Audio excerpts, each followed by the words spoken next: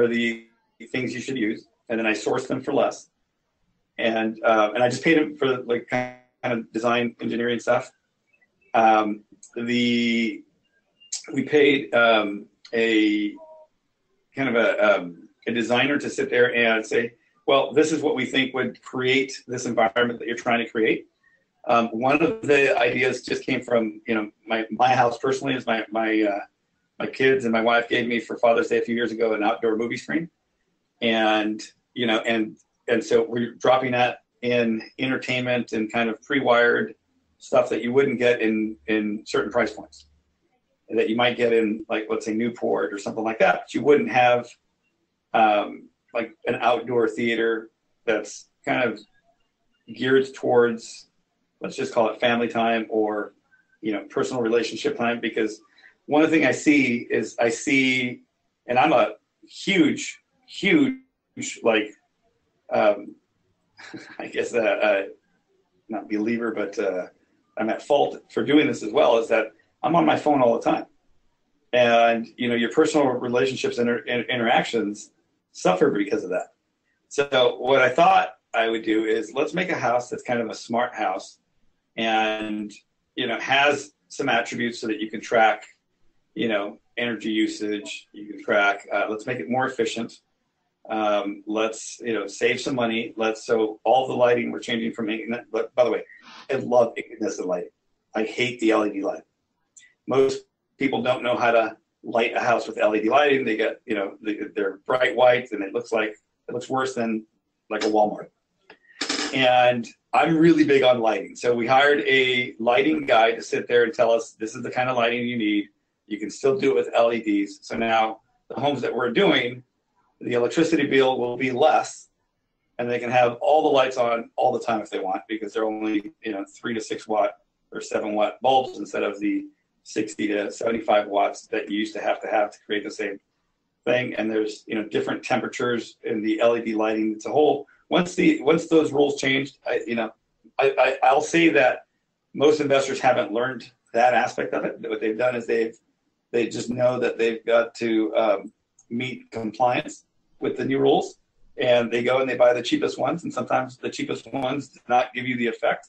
And if you spend more money, then you get that incandescent lighting effect, which, I'm sure we've all been to beautiful restaurants, and sometimes you don't know what that intangible aspect is, and it's the lighting.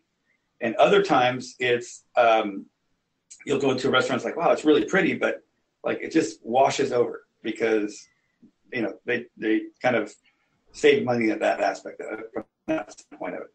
So the reason I'm more involved right now is that we decided to just GC everything ourselves, which means that we're acting as the general contractor, and we are subbing everything out to smaller contractors who do individual jobs.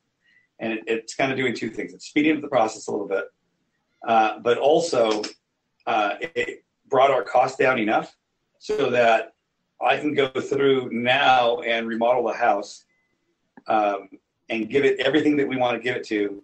And let's say on a 1,500 square foot house, spend around, $40,000, and it's going to have new kitchens, new baths, all new appliances, new lighting, outdoor theater, indoor speaker system, and a bunch of other stuff that we're doing, organic gardens, and anyway.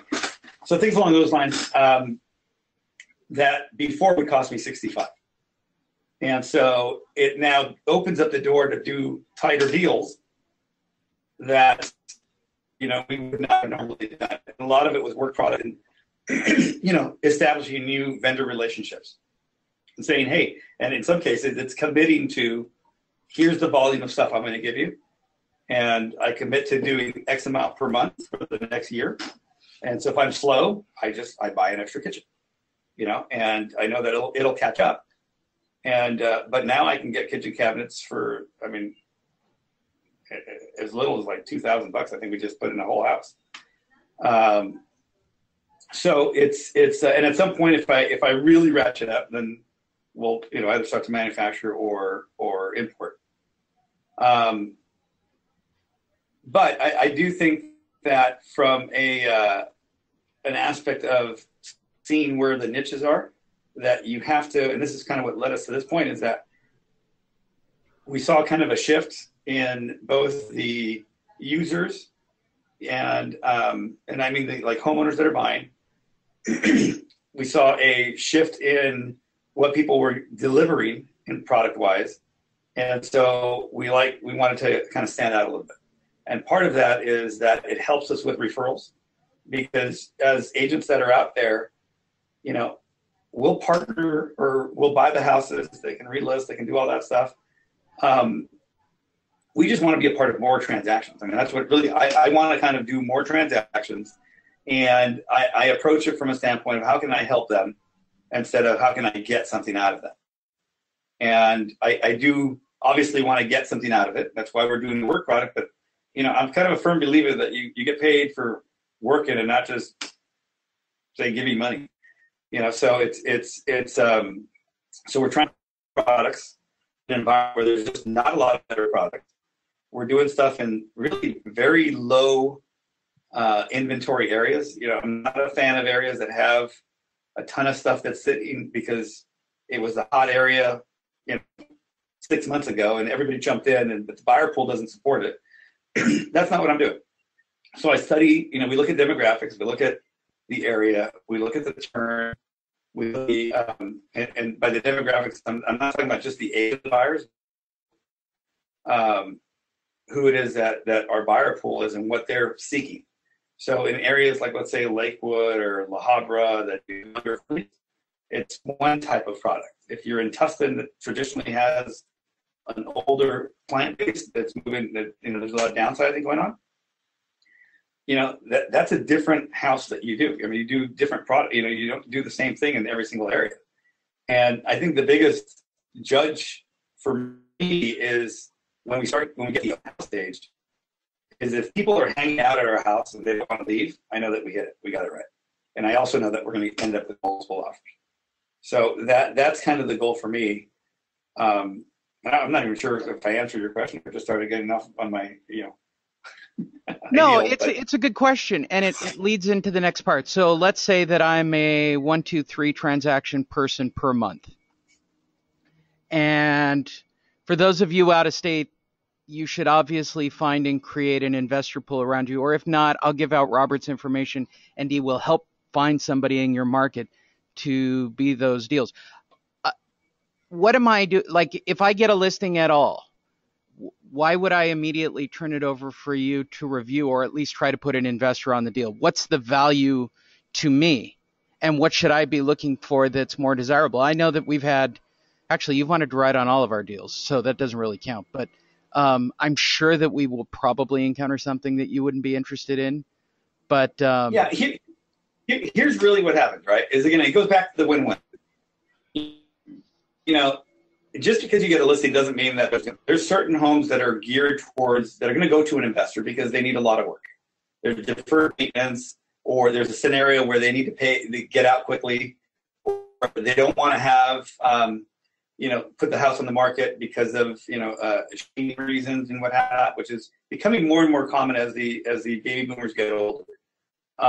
You know, a lot of the houses that I'm getting now, they're not like distressed. They're not necessarily. Let me see if I think of it. There's one, two. It's probably 10 of them right now for me have been foreclosures that were in some stage of foreclosure, and the balance of them were people who either just needed to sell quickly for whatever reason, or were not yet in foreclosure but had a fear of going into foreclosure and were taking the steps to protect their credit so they wouldn't go into foreclosure. The other thing was it seems to be happening more and more is where people they lived in the house for a long time and they maybe got to the stage with deferred maintenance and, you know, they're entrenched in their community and they don't want to put it on the market because their neighbors, I mean, really, you have an open house, your neighbor, the first day, most of the people that show up are the neighbors. And they're embarrassed about their living environment and don't want to have their neighbors walk through the house. So that has become a more common trend than I would have expected. But I guess that comes along with, again, the shift is your demographics are getting older. They have lots of equity, and they don't necessarily want to do all the work product to get all of the equity out. They just want to move on, and they're planning on that. So I think that the best thing that agents can do is identify, hey, this house does need some work, and there is some upside, and perhaps it's most likely going to be sold to a cash buyer because of X reason, versus a homeowner can pay this and we're going to put it on the market and sell it for ways. And sometimes, if you get this to just shutting up and listening, is that sometimes you're pushing for a listing and they just don't want to list it. They just want to sell it. And you have to understand that there's a difference between wanting to sell it and wanting to list it. And if you clue into those cues, then you're going to create more opportunity for yourself and potentially, get more business. So I also, by the way, I don't think that sellers should necessarily be pushed into buying from an investor. And I think that there's a lot of, like with me, listen, a lot of investors are solely cash buyers. And I'm just a cash buyer, right? Some of the deals, especially the deals when they get tighter because the sellers want more money, there's other ways to make sure that everyone gets what they're looking for. Or if everyone gives a little bit, you make the deal work so that everyone can end up better. And, it goes back to what I said earlier. I'm looking for ways to, how do I inject myself into these transactions so we can do more transactional volume? Just like, so the offers don't always just come as a, hey, it's a cash offer, let's do this. Sometimes the cash offer is the wrong offer. Sometimes hey, I can close in 10 days. You have people saying, oh shit, I can't get out in 10 days. And the right offer is, I'm ready to close, within 5 days after you move out, or within I can close and you can move out 5 or 10 days later. The mindset has to shift a little bit. And the shift has to be to create value and create opportunity for everyone who's involved in the transaction. That includes the agent, includes the investor, includes the seller. And, I think a lot of investors out there, what they do is they sit there and they try to get the house for as little as they possibly can. And that's it. And you know what? Listen, they probably do fine, but they're not necessarily doing a super great volume. And the guys that understand transactional volume and what it means to a business understand that in order to have any longevity or flow, it has to have that win-win nature. And as cliche as that is, it's true in marriages, relationships, business partnerships, and any sales relationship. You can get away with, what you can for a little bit, but it just catches up to you. Agents will get a reputation for things just like investors will. It's a small world. That's it. You guys still here? My mic cut down. I think we may have lost Lee, by the way. Yeah, I know. What's your number? What's your number, just so that we have it on here? What's your number, Robert, where people can reach you? Hello? Sure. It's 310-345-2696. Area code 310-345-2696. Or you can email me at robert@aremodeled.home or Robert Fragoso Jr., which is just jr@gmail.com. My two emails. The other thing I'll say is that there's I went to this conference that I went to, and I'm really bummed I didn't get to go yesterday. I had some things that came up. But that the people that were at this, it wasn't a big conference. Man, the quality of the people and the speakers that were there was pretty amazing. I mean, we're talking guys people that are CEOs of companies that are doing in the billions of dollars in business. And I'll tell you, the shift that's happening right now between the baby boomers and, in fact, Lee, I'm going to talk to a guy for you that I just chatted with, and I missed his presentation, but he's an economist and he's a kind of just dad, right?